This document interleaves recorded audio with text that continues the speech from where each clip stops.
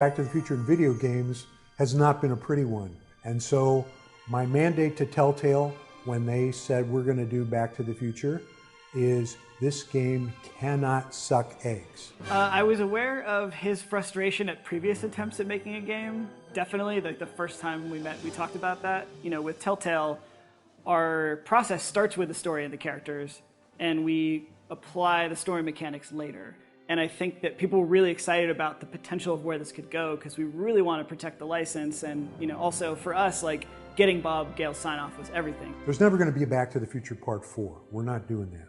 But Telltale's Back to the Future game is pretty close to what a Part 4 could be. Making a Telltale game is sort of modeled after the TV episodic model where we, instead of telling one story at once, we tell a bunch of stories that are all connected over the course of a season. So in Back to the Future's case, it was 5 episodes.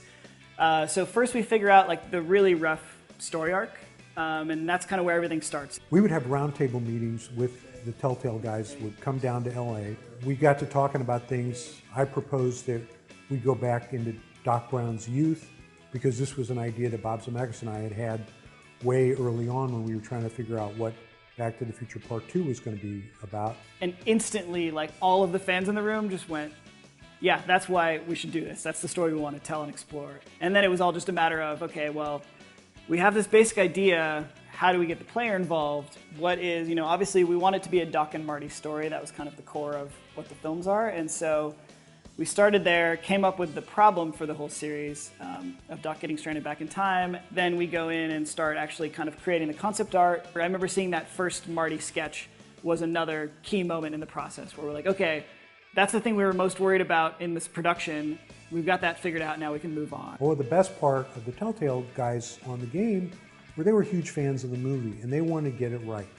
They wanted really to be true to the spirit of Back to the Future. Another like really important part of the process for us was getting the actual actors from the movie to be involved. From the very get-go, when the game was first pitched, we said we have to get Christopher Lloyd. If we're going to be doing Doc Brown in a huge speaking role, it's got to be right. I think it's great. What a fabulous idea. It's certainly timely. I mean, video games are hot, and this is great material. I mean, it should be a lot of fun. Great Scott! Having Tom Wilson come back for some voiceover now is rad. Tom as Biff, episode 103, take 1. You're lucky your old man's here, butthead! I feel like that guy is just one of the huge parts. Like, you can't have a Back to the Future game without Biff. He moves his neck more. He uses his jaw more than I do. You know, things like that. So with every character in the movie, I would think about those things. So it's there. I don't have to watch everything because I remember those cues also, the physicality. Although in voiceover it doesn't matter so much, but as you see, maybe in the B-roll, you see, you know, I'm trying to be physical to get back into it to be able to do it right. And then having Claudia Wells come in too, like she was, I think, right off the bat, you know, interested as well, and heard that kind of the band was getting back together. Jennifer? What the hell? The coup of all coups was getting Michael J. Fox to participate and be the voice of one of the McFly ancestors. Well, yeah, so when we were trying to get all the cast together, we spoke with Michael J. Fox, but due to time commitments, couldn't be, you know, full-time like we needed him. But we got him to do the cameo, which was awesome. And I almost feel like that was almost a cooler use of him nowadays. But then the search turned to how do we find someone to do a Marty who can just come in and be our main character, and it was a really big worry for a while. I voiced Marty McFly in Back to the Future, the game. That is what I did. Jesus Christ, Doc, you disintegrated Einstein! Pressure, yeah. To be like, oh, you know that amazing, iconic role that everyone loves and knows and can quote lines from, and that incredibly famous, wonderful actor, Michael J. Fox. Can you just replicate that? That's what I had going on in the back of my head. So yeah, it was a lot of pressure. At one point, we got an email from our accountant who said that she'd gotten emailed an MP3 from some kid who said he would like to be Marty in the Back to the Future game. I heard about this. I saw a news article, Telltale Games making Back to the Future and Jurassic Park into a game. And I was like, wow, that looks awesome. I would love to be, the voice of Marty McFly, but there's no way in hell that's going to happen. And at the time, Telltale was a lot smaller, so you just have to Google Telltale to get like a list of phone numbers. And Rhoda was the first name that popped up, so I called her and I left a message that was basically this nerdy, like, hey, my name is AJ Locascio, I do a great Marty. I tried to sound as much like Marty as I could. I was like, it's my density to have this role. But I remember it going across someone's desk, them hearing this audition and just saying, man, this kid sounds exactly like Michael J. Fox when he was young. Doc, you gotta listen to me.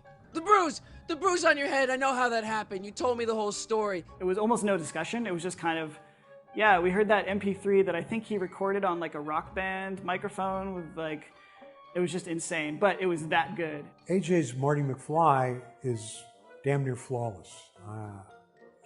When I heard his voice, I couldn't believe it. I mean, I listened to it, and if I didn't know that this was not Michael, I would have assumed it was. He was such a crucial piece to have that energy throughout the entire series, so it was amazing working with him. I was obsessed with the movies growing up, like obsessed with Back to the Future. So it was something that was always in the back of my head. It was just a silly party trick at, what went from a social thing to party trick to actually becoming very useful.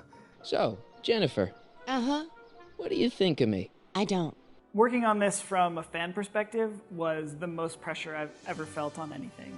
Trying to invent a way where we can pull you along through the story and then use dialogue options where you get to choose what Marty's going to say. And I think that's the kind of the hook for us, is giving you a situation and then saying, well, here's 3 different ways or 4 different ways that Marty could possibly react. If you were playing Marty, what would you do? And I think that it allows people to really author their own story. Telltale's Back to the Future game is the only game that deserves to be called Back to the Future. It's very true to the spirit of the movies. The voice acting is terrific. The characterization is great. And with the new consoles, the game is just going to sparkle and jump off the screen. Bringing this game to a new generation, even though it's not that old, is actually super exciting. Like getting to debut it again on all the new platforms. Telltale's got a lot bigger of a fan base now, and there's a lot of people who probably didn't know that we made this game. But it's still got a lot of the same core principles that are fun in a Telltale game. We're taking this thing that's super familiar and we're putting our own story in it and allowing you to play it. So in time with the 30th anniversary of the films, now we're getting to kind of add to what's out there in the media and saying, like, you're rebuying the movie again and watching it. Here's a game you might enjoy as well. And it kind of, watch the movies first, get back the nostalgia, and then right after the movie ends, you can pop in the game and continue the story from there.